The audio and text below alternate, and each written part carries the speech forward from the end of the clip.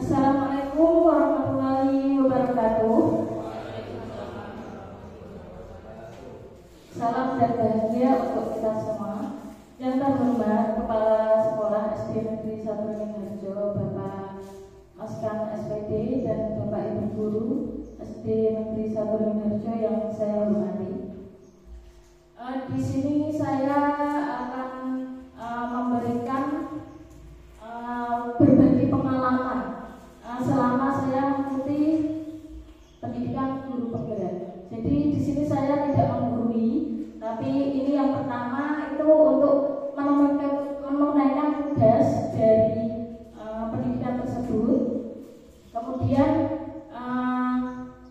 mungkin nanti juga diharapkan semoga pengalaman yang saya berikan ini juga bisa menjadi pembelajaran bagi kita semua untuk membuat pembelajaran di sekolah kita itu menjadi lebih baik. Oke. Yang pertama, puji syukur kehadirat Allah Subhanahu wa taala karena kita masih diberikan kesehatan, nikmat yang paling utama yang patut kita syukuri. Karena kesehatan itu sangat mahal, Bapak Ibu. Kemudian sholawat serta salam kita sanjungkan ke pangkuan baginda Nabi Agung Muhammad SAW yang kita nantikan syafaatnya di hari kiamat. Biar tambah semangat karena ini mengulang dari materi Pak Agung, saya akan memberikan sebuah pantun. Duduk santai di tengah taman, melihat gadis main ayunan. Selamat siang wahai teman, semoga harimu penuh keberuntungan. Amin. Untuk membuka sesi kedua. Kemudian ini ice breaking dulu ya Bapak Ibu, karena tadi sudah selama kurang lebih 1 jam panjangnya duduk, mungkin badannya sudah terasa pegel-pegel. Moga bisa berdiri. Ini ice breaking yang saya dapat ketika mengikuti BIMTEK di Purwodadi selama 3 hari. Boleh berdiri. Ini ice breaking mulai. Ke kanan dulu nanti. Dosa moletan rasane enak tenang. Dosa moletan rasane tambah enak. Bulat balik molet rasane endut-endutan. Bulat balik molet rasane endut-endutan. Sekali lagi. 3, 2, 1. Entuk sak moletan rasane enak tenang. Tambah sak moletan rasane tambah enak. Bolak balik molet rasane endut-endutan. Bolak balik molet rasane endut-endutan. Tepuk tangan buat kita semua.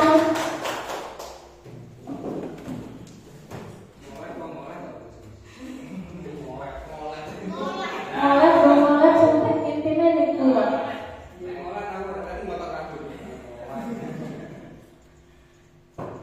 Kemudian sebelum kita masuk ke budaya positif, saya akan memberikan atau mengulas kembali tentang filosofi pendidikan. Yaitu filosofi pendidikan di Indonesia ini kembali lagi ke pemikiran tokoh pendidikan nasional kita, yaitu Ki Hajar Dewantara.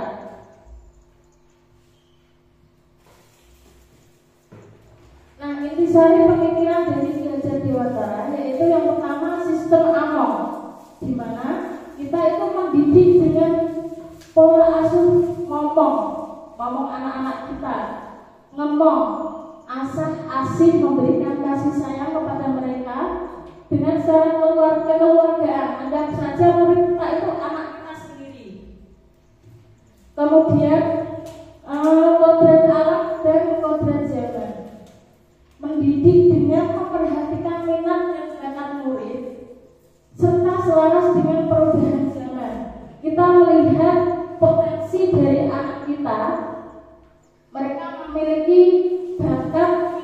yang menonjol itu di bagian apa? Misalkan di mata pelajaran matematika, olahraga, tentu setiap anak itu berbeda. Kita bisa mengembangkan potensinya mereka dengan membimbing, menuntun supaya bakat dan minat mereka itu menjadi lebih dan lebih baik.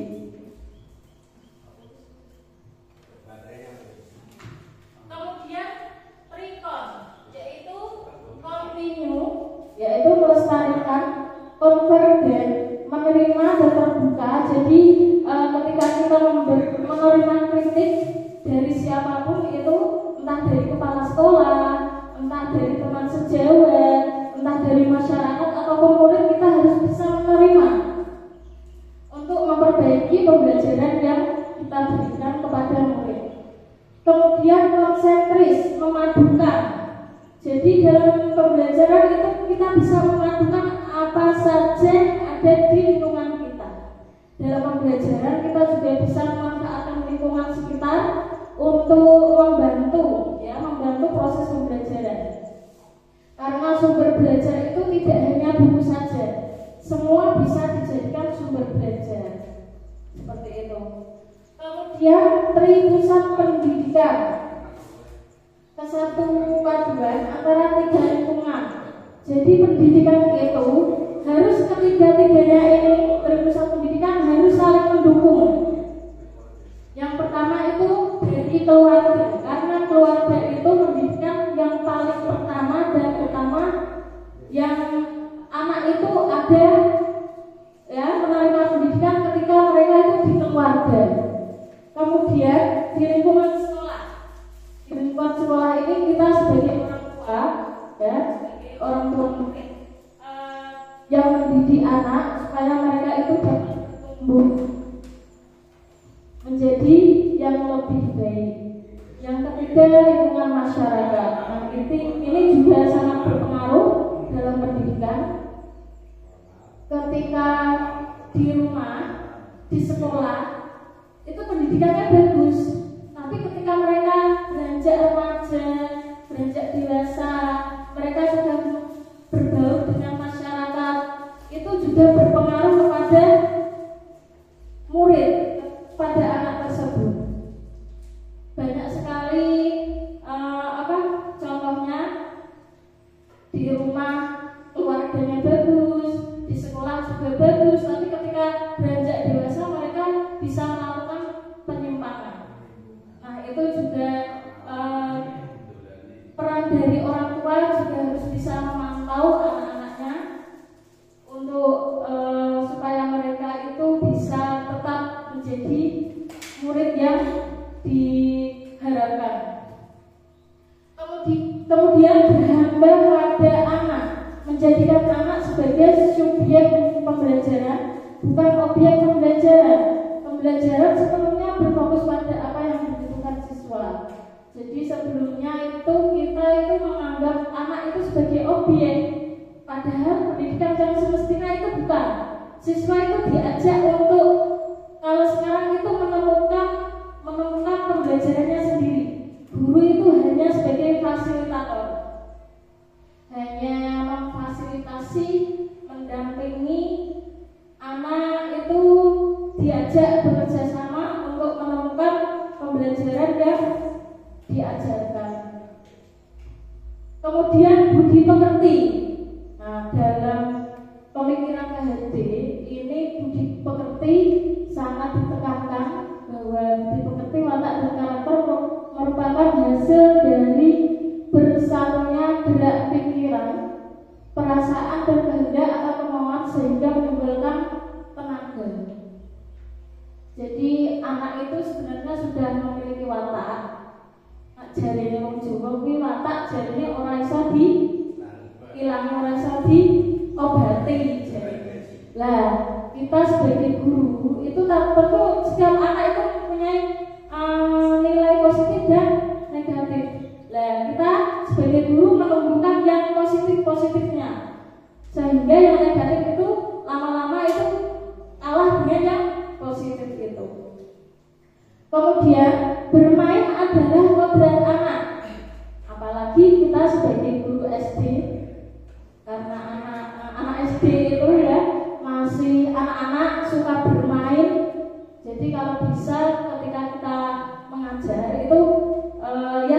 setiap hari. Kapan-kapan lah anak kita diajak bermain sambil belajar. Bermain sambil belajar. Jadi mereka senang ketika mengikuti pembelajaran. Kemudian trilogi kepemimpinan, yaitu Engarso Sutulodo memberi contoh, kemudian Engmadyo Mangkarso memberi semangat, kemudian yang Tekuri Handayani memberikan dorongan. Lanjut ya.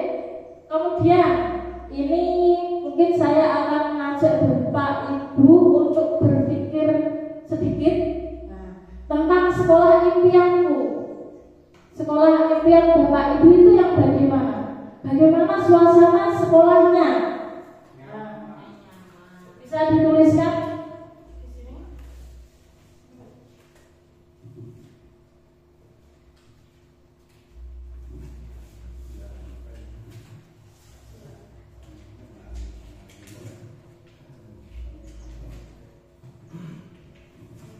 Bagaimana suasana sekolahnya?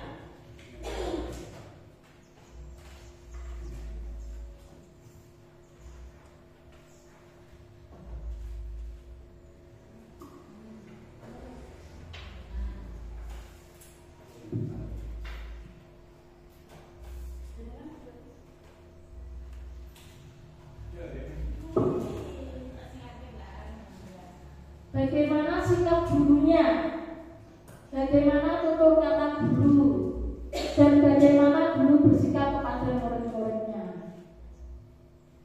Ini jawab santai saja, ini tidak ujian sekolah, jadi santai saja.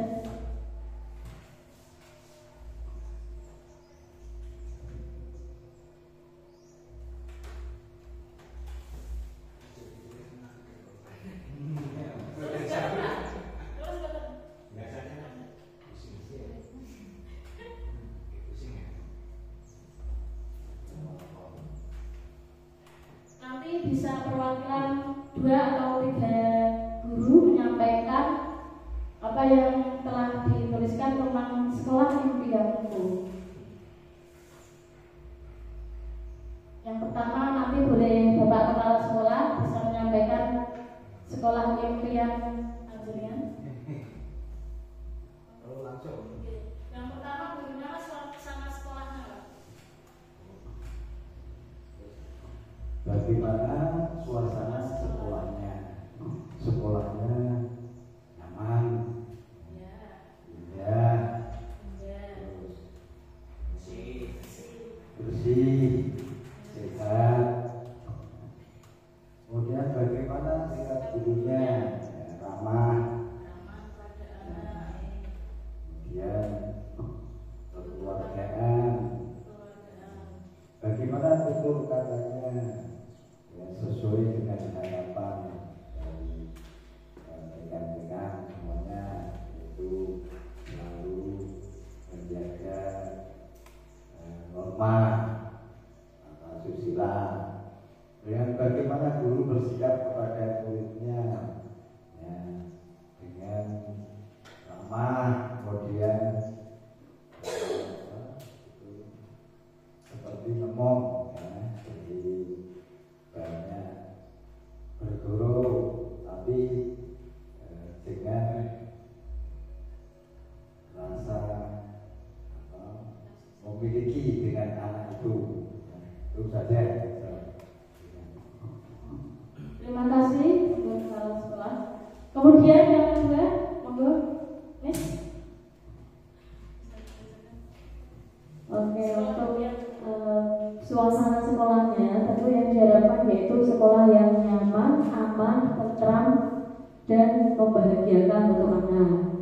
Selanjutnya untuk sikap gurunya yang diharapkan yaitu guru dapat menuntut, membimbing, serta memfasilitasi. Dan untuk tutur kata guru yang diharapkan anak itu tutur kata yang lembut, sopan, santun. Kemudian untuk guru bersikap kepada murid-muridnya yaitu guru senantiasa menyayangi, tidak menghakimi, serta mampu mendengarkan pendapat dari murid-murid. Terima kasih buat Kemudian untuk yang ketiga, monggo, silakan Pak Teguh. Berapa? Monggo.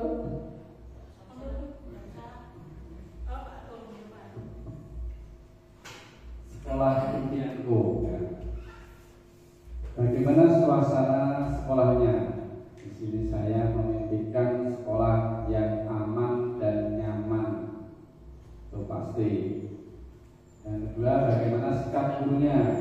Ya, seperti tadi Bapak Kepala Sekolah dan Bu Niswa ramah. Ya. Sikap gurunya harus ramah kepada muridnya. Yang ketiga, bagaimana tutur kata? Tutur katanya ya sopan santun, terus dengan nada yang baik, dengan kalimat yang baik, tidak membentak-bentak kepada siswa. Yang terakhir, sikap guru kepada muridnya, yaitu bersikap lembut, baik, dan menyenangkan, bisa menjadi teman bagi murid-muridnya. Seperti itu. Terima kasih, baik. Terima kasih Pak Agung. Ya, dari ketiga guru yang sudah menyampaikan hampir sama, ya. Jadi kita berarti itu satu visi, satu tujuan, bagaimana membuat sekolah impian. Jadi kita itu dari ketiga tadi yang sudah menyampaikan sudah sama apa yang diinginkan, apa yang diinginkan untuk sekolah kita. Pendidikan di sekolah itu kalau bagi petani itu diibaratkan sebagai tanah atau sawah atau ladang, sebagai tempat bercocok tanam, sehingga guru harus mengusahakan sekolah jadi lingkungan yang menyenangkan, seperti yang tadi Bapak Ibu sampaikan, menjaga dan melindungi murid dari hal-hal yang tidak baik. Kalau ada anak yang mungkin berbuat hal yang tidak baik, kita bisa melindunginya dengan bagaimana? Dengan memberikan nasihat. Nah, tentunya nasihat itu berbeda dengan hukuman, ya. Nasihat tentu apabila kita di posisi murid, tentunya tidak mau untuk diperlakukan dengan hukuman, dengan nasihat, pendekatan itu lebih nyaman di hati kita, dan itu juga dirasakan oleh murid-murid kita, nggih Bapak Ibu nggih. Kemudian karakter murid tumbuh dengan baik. Sebagai contoh, murid yang tadinya malas menjadi semangat. Ada murid yang malas sekolah, kita harus bisa membuat murid tersebut menjadi semangat sekolah. Murid akan mampu menerima dan menyerap suatu pembelajaran bila lingkungan di sekelilingnya terasa aman dan nyaman, seperti yang kita harapkan tadi, sekolah impian kita. Kemudian perubahan paradigma belajar. Kita akan melakukan kegiatan permainan, namanya cobalah buka. Ini kebetulan ganjil, ya. Nanti yang bermain itu dua. Kita bayangkan saja dulu. Anda adalah A. Anda misalkan saya nih, Anda ya. Anda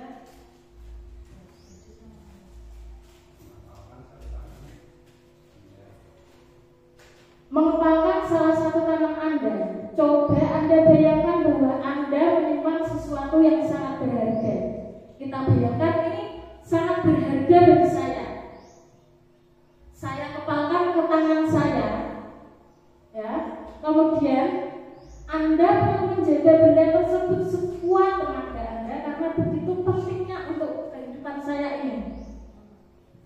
Nah, tugas rekan Anda, misalkan Miss Niswa, ya. Monggo berdiri. Miss Niswa ini B, mencoba dengan segala cara untuk membuka kepalan tangan. Ini saya genggam, saya kepalkan benda yang sangat berharga ini. Kemudian Miss Niswa ini mencoba dengan berbagai cara dan iso buka iki sing tak kepel. Nah, bisa dengan membujuk, dengan menghardik, dengan mengintimidasi, memerangi, menggoda, menggelitik, bahkan menawari uang. Maka jenengan menawari saya uang 1 miliar. Oke? Kemudian Anda bersedia membuka kepala tangan Anda, ya, dan siswa itu bisa membuka ini dengan segala cara. Nah, tugasnya itu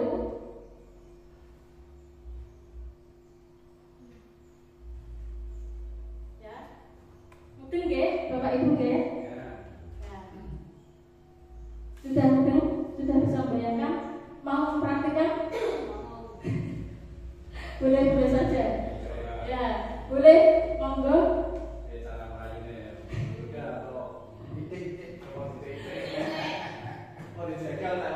Ini coba mencoba dengan uang ya, coba ya.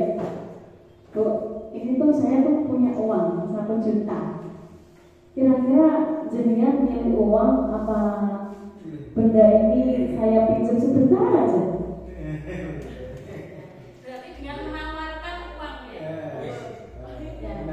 Dengan menawarkan uang. Nah, saya akan menjawab dari tawaran Miss lah. Saya menjawab tidak mau. Jadi, nah, apakah Anda lebih menutup kepala tangan Anda? Mengapa? Apa alasannya? Tetap menutup kepala. Kalau misalkan siapa yang bersedia yang menjadi tokoh saya tadi bisa menjawab, membuka kepala tangan Anda. Siapa yang ketika menjadi saya itu akan membuka dengan ditawari uang 1 juta tadi? Ada. Monggo.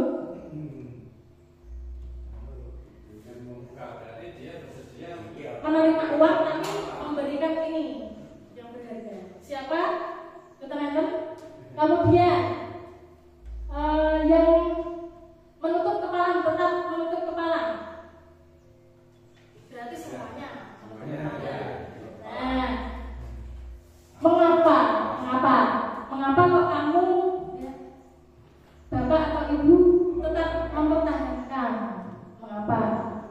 Ada yang bisa menjawab? Pak Gi? Karena itu barang sangat berharga. Oh, karena barang yang dipegang ini sangat berharga. Sesuai dengan nilai 1 juta tadi. Oh iya. Kalau 1 miliar Pak? Ya pikir-pikir. Nah, itu. Nah, ini nanti akan menjadi permasalahan kita. Nah, dalam kegiatan ini sesungguhnya siapa yang memegang kendali? Yang punya apa? Benda itu yang sangat berharga atau yang mau merebut atau yang mau memiliki tadi? Ya, yang memegang. Inilah jawabannya, Ibu. Jawabannya tentu kita sendiri yang memegang kontrol atas kepala tangan kita. Apakah kita membuka atau menutup kepala tangan kita? Itu bergantung pada diri kita. Seperti itu. Sesuai dengan kebutuhan dasar kita. Nah, itu garis bawah kebutuhan dasar kita. Ketika tadi ditawari uang 1 miliar itu pikir-pikir dulu. Nah, itu adalah ya ada benarnya juga. Nah, itu kan bisa itu digarisbawahi karena kebutuhan dasar kita bergantung dari sesuai dengan kebutuhan dasar kita. Kondisional, oke, betul sekali. Tapi yang memegang kontrol adalah diri kita sendiri. Oke. Nah, ini dari kontrol ketika kita di sekolah. Nah, di mana itu ilusi, miskonsepsi itu sesuatu konsep yang sebetulnya salah. Tapi sebelumnya kita menganggap benar, padahal itu salah. Yang pertama itu ilusi guru mengontrol murid. Kita tidak bisa mengontrol murid. Mereka mau belajar karena terpaksa atau dengan hatinya sendiri, itu kita tidak bisa mengontrol murid. Kemudian ilusi bahwa semua penguatan positif efektif dan bermanfaat. Ketika kita memberikan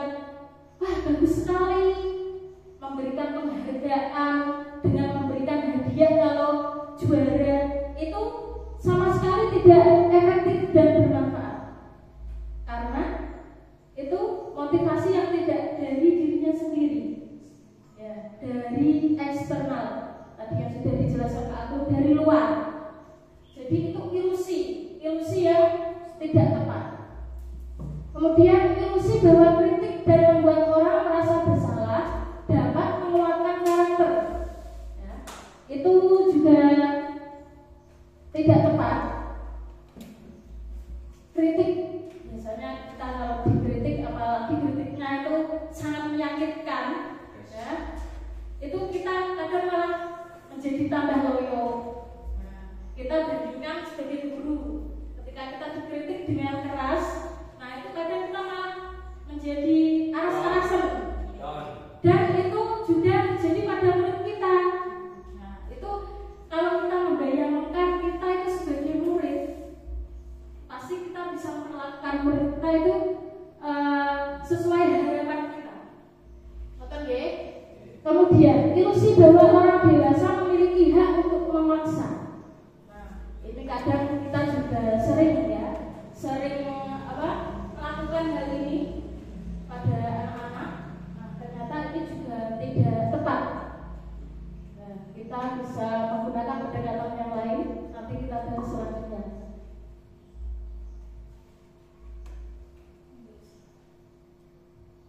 Kemudian ini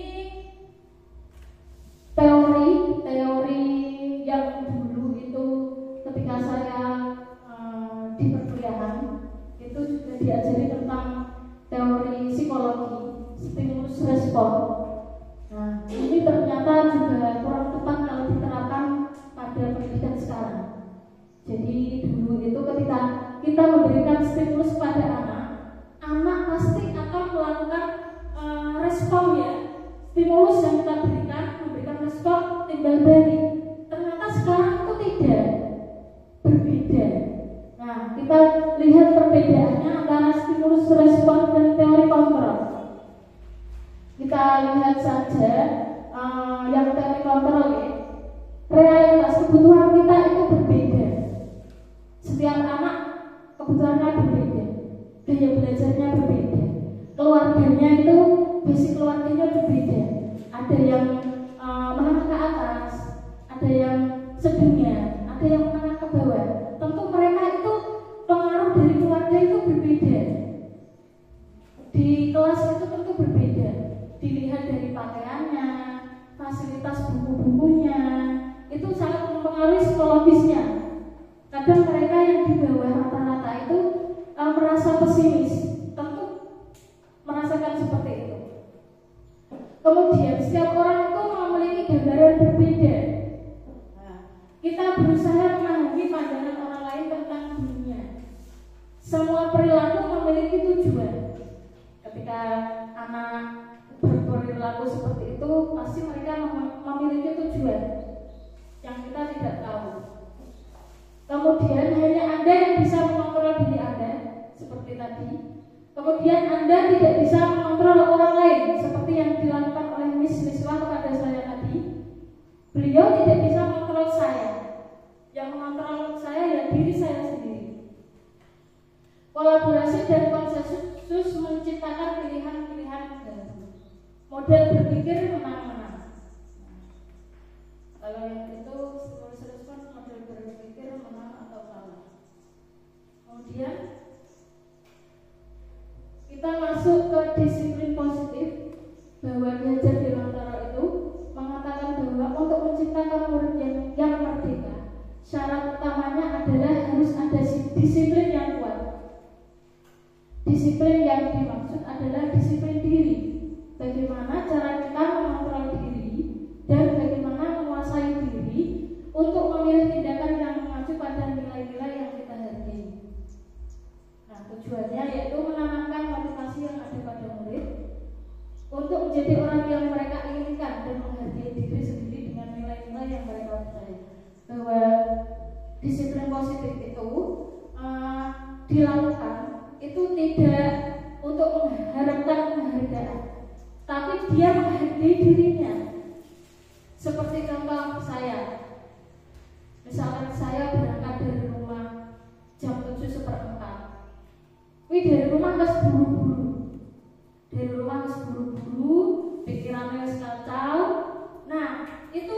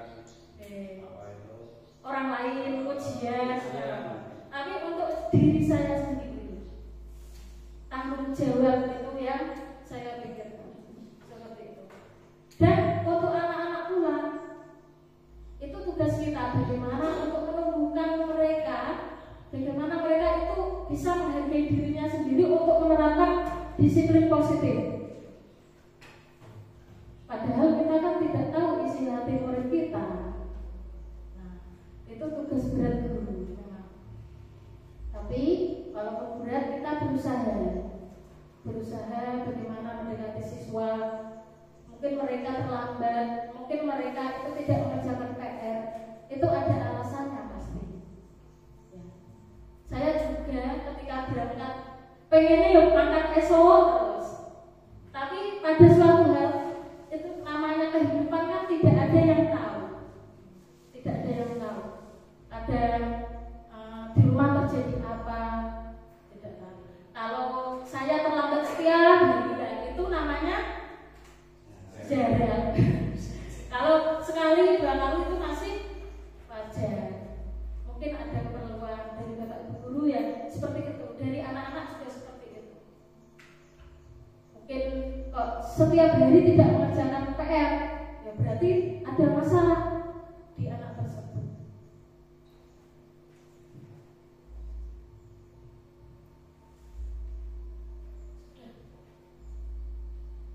Kemudian teori motivasi tadi juga sudah disinggung oleh Pak Agung. Motivasi perilaku manusia itu ada 3, yaitu untuk menghindari ketidaknyamanan atau hukuman. Kemudian yang kedua untuk mendapatkan imbalan, hadiah, penghargaan.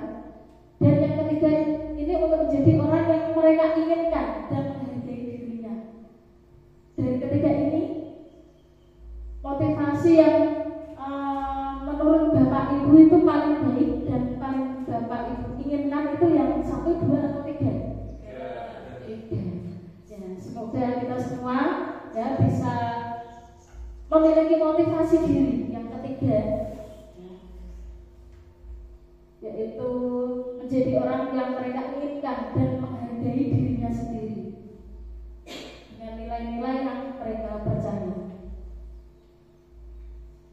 Peran dalam menciptakan budaya positif di sekolah. Budaya positif di sekolah adalah nilai-nilai positif yang diterapkan di sekolah untuk menumbuhkan motivasi intrinsik pada diri siswa yang bertanggung jawab dan berbudi pekerti yang luhur sehingga terwujud profil pelajar Pancasila. Nah, untuk sekolah ini dapat dilihat dari budaya positifnya yang dimiliki warga sekolah. Mutu sekolah itu dilihat dari semua warga sekolahnya, dari murid, guru, staf. Itu ketika mereka itu memiliki disiplin positif dalam dirinya. Guru berperan sebagai penuntun murid, selalu berpihak pada mereka demi kebahagiaan dan merdeka belajar. Nah, ini perilaku tindakan guru dalam mendisiplinkan perilaku murid yang menyimpang. Ada hukuman, ada konsekuensi, ada segitiga restitusi. Ini adalah tindakan guru dalam mendisiplinkan anak. Kalau hukuman ini bersifat tidak terencana, tiba-tiba. Kemudian hukuman bisa diberikan secara fisik. Kalau sekarang mungkin guru tidak ada ya yang memberikan hukuman fisik. Kemudian psikis, anak disakiti oleh perbuatan atau kata-kata. Kemudian konsekuensi bersifat terencana dan disepakati oleh guru dan murid. Kemudian yang ini ada kuis tidak berhadiah kali ini. Kuis tidak berhadiah. Dari pernyataan 1, 2, 3, 4, 5, 6 ini yang termasuk hukuman atau konsekuensi itu yang mana saja? Untuk yang pertama, monggo bisa menjawab. Mencatat 100 kali di dalam buku. Bisa menjelaskan Pak Arok? Dibaca tak langsung jawab. Mencatat 100 kali dalam buku kalimat. Saya tidak akan terlambat lagi karena terlambat. Itu termasuk dari konsekuensi. 2, lari mengelilingi lapangan basket 2 kali karena terlambat hadir di sekolah. Hukuman. Yang ketiga, membersihkan coretan. Ya, konsekuensi. Seperti contoh dari Pak Agung tadi yang menumpahkan minum. Menggantikan kertas tugas teman. Konsekuensi. Berdiri di depan kelas sambil mengangkat sertifikat saya. Itu cuma dulu ya Pak. Mungkin Pak Ki, apakah pernah dalam situasi tersebut? Saya pernah mengalami tapi yang dihukum. Oh, yang dihukum Pak Agung berarti. Pak Agung yang dihukum dulu, dihukum gurunya. Nah, itu berarti hukuman ya Pak Agung ya? Hukuman. Dan sekarang itu sudah tidak berlaku lagi. Kehilangan 10 menit jam istirahat untuk mengerjakan tugas karena terlambat. Konsekuensi.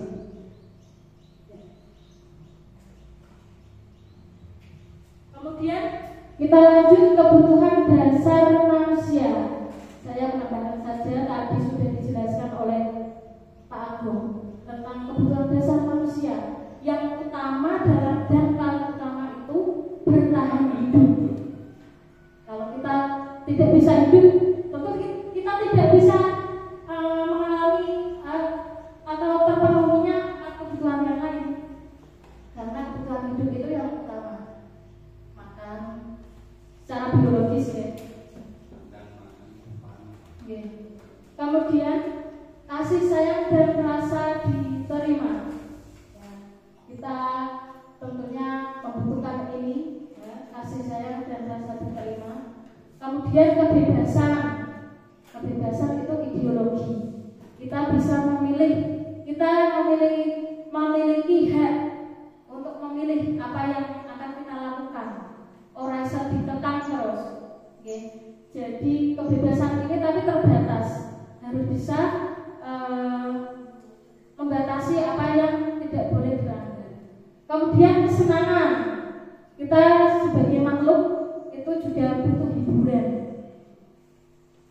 Ada yang suka sepak bola, tapi tidak boleh melanggar kewajibannya. Ada yang suka, kalau merokok itu boleh tidak ya? Boleh ya? Jelas tidak boleh itu dari pemerintah saja sudah melarang. Oh, sudah ada undang-undangnya Pak? Ada. Ya mas kok tak bersyukur.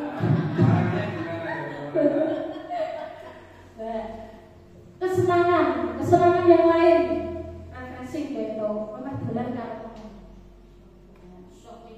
anak-anak mempunyai kesenangan, misalkan gambar, ya itu. Tapi pas pelajaran, dia perhatikan dulu.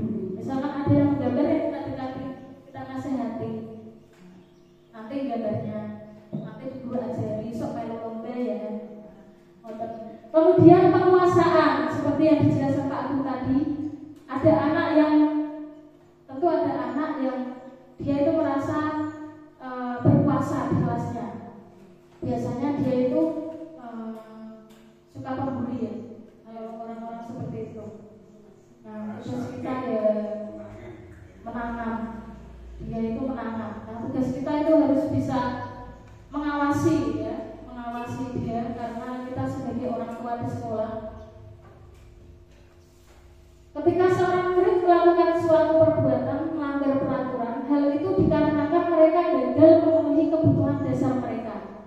Seperti kita juga ya, ketika kita melakukan perbuatan atau melanggar peraturan, itu juga mungkin kita itu kurang di kebutuhan dasarnya yang apa. Nah, kita kalau melihat murid yang seperti itu, ya bagaimana kita? Bagaimana seharusnya?